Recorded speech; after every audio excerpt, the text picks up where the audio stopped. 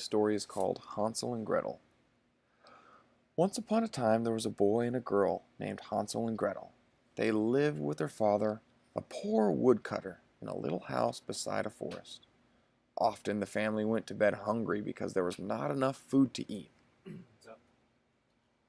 One day the woodcutter took his children into the forest to gather wood.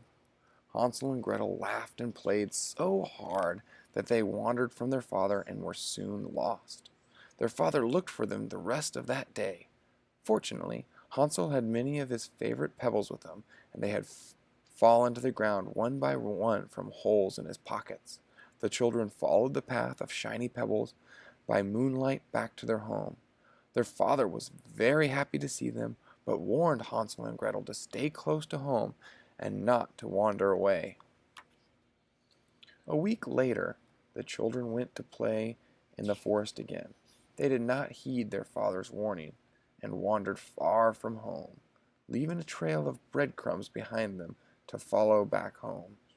But the breadcrumbs were eaten by birds in the forest, and so Hansel and Gretel realized they were lost. The children became tired and very hungry as they roamed through the forest. Suddenly, there, through the trees, they saw a strange little house made of cake and candy. They ran to the house and began eating it furiously. There were cake shingles and candy shutters.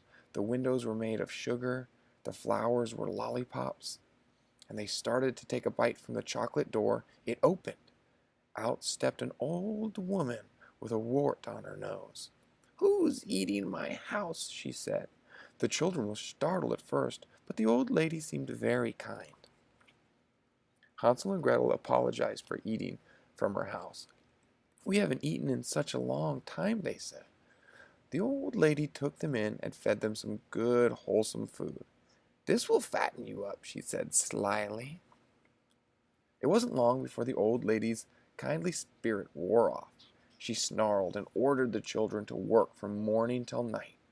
She and Gretel scrubbing the floors and cleaning the oven. Hansel had to repair a broken table and gather heavy wood for the stove. Only a witch would act this way, Gretel told Hansel. Still, the witch fed them well. Hansel and Gretel even gained a little weight. One night, as the witch stoked the coals in her oven, Gretel heard her cackle. "Tonight I'll have Hansel and Gretel for dinner." At that, Gretel sneaked up behind the witch and pushed her into the oven. The witch was destroyed by the flames, and the oven became so hot that the house caught fire. Hansel and Gretel ran to the door. They came across chests full of gems and gold and coins of gold. They gathered as much as they could into two potato sacks, then fled from the house. They ran until they could run no further. They sat beneath a tree to catch their breath.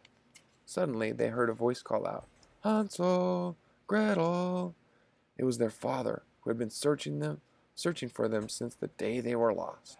They ran to their father's loving embrace. "Look, father," Hansel exclaimed, opening a sack. "More gold than we've ever dreamed of. We'll never be poor or hungry again." From that day on, Hansel and Gretel lived happily ever after, with their father in the little house beside the forest, and they never went wandering again. The end.